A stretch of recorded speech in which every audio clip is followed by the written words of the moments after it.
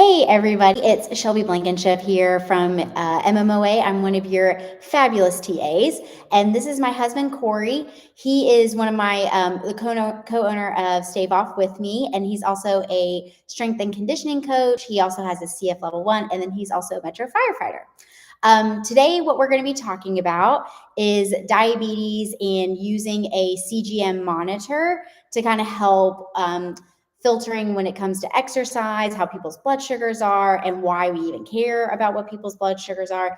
And the biggest reason why my husband is here is he has type 1 diabetes, and he has had lots of experience when it comes to the different ways you can monitor your blood sugar and what the current technologies are. So Corey, can you tell me a little bit about when you were diagnosed and like what they did to monitor your blood sugar? Yeah, absolutely. So I was diagnosed when I was 5 years old. I'm 37 now, so 32 years of diabetes. When I was first diagnosed, you were able to check your blood sugar by pricking your finger. You'd put your blood on a test strip, and within about 3 to 5 minutes, it would turn that test strip a color, and then you held it up to a scale, and you matched up on there to a number that corresponded with that color. So not super efficient, very slow, and not really precise. Within a couple of years, they had it to where it was about 3 minutes to download a number, and it would give you a more precise number, but still 3 minutes. That took a while. It progressed over the years, got quicker, took less blood, and now most CGMs most glucose monitors are at the point now where it takes about 5 seconds to get you a result. Awesome. So, I mean, since we've been married, I've seen, the different variations of the glucose monitors that you've used, and there's obviously tons of different variations and companies that make them, but a lot of people are transitioning now to the continuous glucose monitor. Yes. What would you say was the reason for you switching? I was just trying to get better control over my diabetes. I've always controlled it really well with diet and exercise, but there were still times that I struggled with my A1Cs being higher than I wanted to, and those have become less of a standard just because basically that's just giving you an average, and a few high numbers and low numbers can throw it off. But it's still kind of the standard that a lot of people use to judge maintenance of diabetes. Okay. So trying to get better control over that, I switched over to the CGM, and that gives you real-time results. So you're not having to prick your finger and test with blood. It's as simple as putting the sensor on your arm or your leg or wherever you want to use it. It interfaces with your phone via Bluetooth, and at any point you can look and see what it is. So you can see how your blood glucose responds after a meal, after exercise, during exercise, really whatever you want. Okay. So when you were using like your glucose monitor where you actually pricked your finger, how many times were you doing that per day? It was anywhere from 8 to 10 times a day. Okay. And then there were times where it was a lot more than that. If I was doing really intense exercise, like when I started CrossFit, when I was doing Tough Mudders and things like that, you'd have to check really often because those could affect it significantly. So, on a low day, 8 times, but it could be up to 15 times a day. When you were having to get that prescription refilled, how much were they usually allotting for you to prick your finger per day? To get any more than about 4 times a day was a struggle with the insurance company. So that required my doctor having to write a letter, getting pre-authorization for more strips. And even then they would fight you on it. And it was a hassle. Okay. Because I know, especially with type 1, monitoring before and after meals is probably like the biggest one people think about. Right. Not always exercise, because usually, especially 15, 20 years ago, a lot of people didn't exercise when they had type 1 diabetes because they were really nervous about the highs and the lows and how it would affect them. So I think the CGM, it sounds like, since you don't have to worry about those pricking your finger and the number of strips that you have, is automatically better, purely on you're not having to hassle with insurance when it comes to like the number of finger sticks that you need, but also just like the how readily available the readings are versus having to wait so long to decide, like, can I eat this, can I not eat this, or what snacks do I need to bring? Because I know you've kind of talked about in the past, like one of the worst parts about having diabetes is it you lose spontaneity Right. with your capacity to do things because you always have to plan ahead. Mm-hmm. Like you have to have extra blood sugar monitors just in case one fails. You have to have extra food in case you need it. You have to have extra insulin or extra, all these kind of extra things. Extra supplies, extra batteries in case your batteries go dead. It was everything. And I'm not saying that CGMs don't fail. Mm-hmm. I mean, they are technology. They do fail sometimes. But how often do you run into that issue? Very little. And I've been using a CGM regularly for about 4 years now. I've had less than probably 5 fail. Okay. And it's a very easy fix when they do. It's as easy as just placing another sensor on and then going through the warm-up period for that. And the companies are typically very quick to replace a sensor that's failed free of charge too. Okay. So, there's obviously differences between type 1 and type 2 diabetes. And type 1 tends to, I would think, in most people's mind, be a little bit more severe as far as like in amount of things that need to be monitored and how frequent they need to be monitored. And most of the time in older adults, we're probably seeing more of the type 2 diabetes or the pre-diabetes. Right.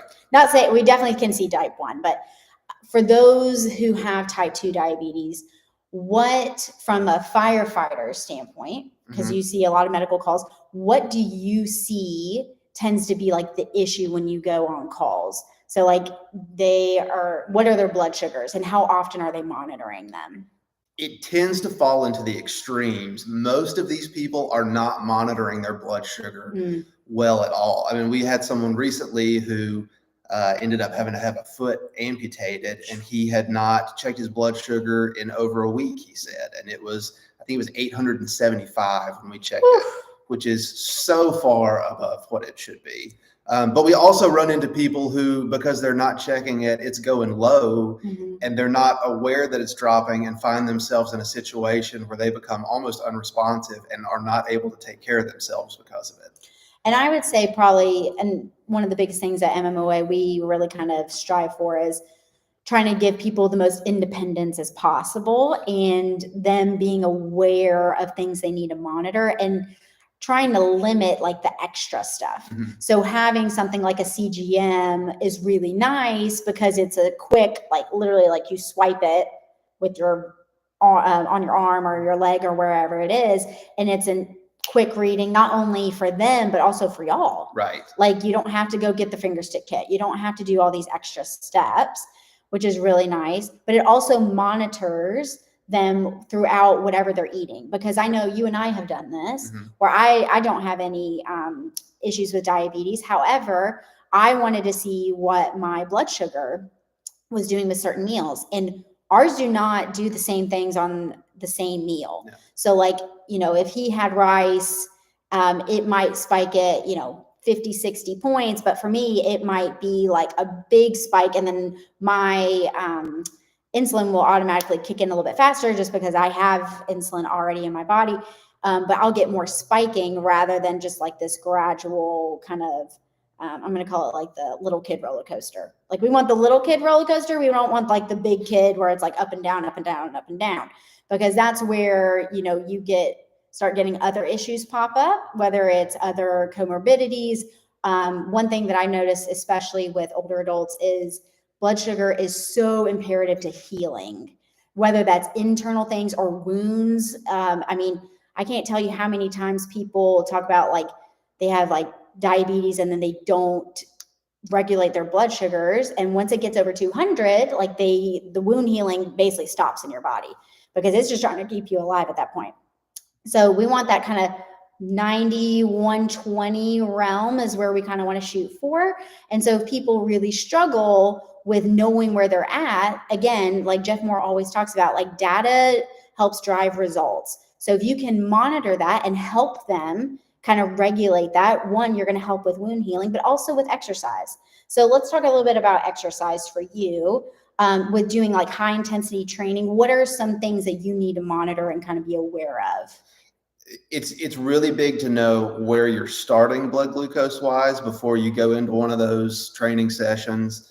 The type of session it could cause it to react in one of two ways. It can cause it to plummet, but you also see a lot of times in like high intensity type workouts, a spike that happens initially afterwards because your body's releasing adrenaline. That adrenaline causes stored sugar, that muscle glycogen, to be released into the bloodstream, and your blood sugar skyrockets. So you might do a workout like that, look at your CGM afterwards, and it's 300, and you're like, oh my gosh, I got to correct this. But you have to know that that's a temporary thing. It's going to, work its way out of your system. So knowing what that starting point is, and then just being able to see, like I said, how it's going to react to different workouts, it's really going to help you a lot in the long run. And honestly, like I would say, even like from a personal standpoint, I think it's a great data driver. So like seeing the spikes in yourself, you'll know that people who have type 1 or type 2 diabetes, they're probably going to have more exacerbations of what you have when you don't have those issues. So I would highly recommend, if you have access or are able to get a CGM. Most people do. If there are companies that you don't have to have a script for, where you can just do it for 30 days just to kind of monitor yourself. And it's really helpful just to kind of know, like if you've had family history of diabetes, like that's something you can start watching for, especially in your like late 20s, 30s, et cetera, and just kind of see which foods tend to cause you more issues or the timing of it. There's plenty of resources out in social media. You kind of have to vet them a little bit, but just kind of knowing like the timing of when you eat and when that is in relation to exercise, in relation to like what types of food you eat. Like sometimes the order of them can kind of change up your blood sugar. So just kind of being mindful of that. But the biggest thing that we kind of want to bring forth to you is that a CGM can be super, super helpful for our older adults, and Medicare actually does cover it. Starting in April of 2023, Medicare covers a CGM for people of any type of insulin need, or they experience like severe hypoglycemia. You also have to have a follow-up with your PCP or endocrinologist, somebody every 6 months that is providing like Medicare covered services for your doctor's visit. So they can basically validate that you're still needing that CGM. There's tons of them out there. Obviously, if they can't get it covered, you can do, there's like one-offs all over the place that you can just buy outright. I think they can range from like 80 to like $150, excuse me, which really isn't that bad as long as you're kind of getting that data. But also like if you can get it covered, like that's awesome. And two of the big ones are Dexcom and Freestyle Libre. Corey currently uses the Dexcom, and he also has a tubeless insulin pump that it talks with, which is super helpful for him to kind of keep his blood sugar in a really nice spot. I've used personally the Freestyle Libre. It's worked really nice. I just used it on the back of my arm and been really happy with it. So those are some options for you. So just to kind of recap everything, CGM is the new way of monitoring your blood glucose levels, especially for those with diabetes. Previously, it was, using the pinprick and or the finger stick kit to kind of figure out where you were. And that has gradually and thankfully become a lot easier, a lot more efficient, and ultimately saving a bunch more money because you're not having to like beg insurance for more of the strips. Number two, monitoring your blood sugar more consistently throughout the day, how your meals are affecting you, how your exercise is affecting you. And then you can also look at things like recovery, just like how if you're having a really bad night of sleep, or if you're on a certain medication like steroids, and how much those can mess up your blood sugar if you're not careful. And then the third thing that we want to kind of really think about is how we could use this when it comes to exercise and monitoring our patients while they're in our care. So regardless if that's at home health, outpatient, inpatient rehab, et cetera, that data can be super, super helpful to know, one, if they're hitting like that high intensity training, but also making sure they're not getting these really high highs or really low lows, or if they are getting them, what can we do to monitor that and make sure it's not just like this big spike where they're having a lot of issues, but is that spike directly related to exercise or something else? So that's kind of what we wanted to just kind of bring your attention to, especially now that Medicare is covering it. So now you have some education that you can provide your patients. As far as courses go for MMOA, we have a live course coming up in Kearney, Missouri in January 27th and 28th.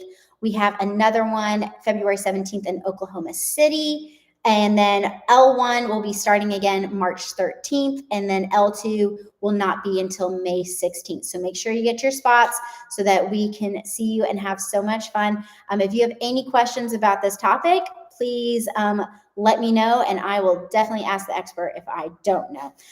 Thank you again, Corey, and we hope you all have a great rest of your day. See ya.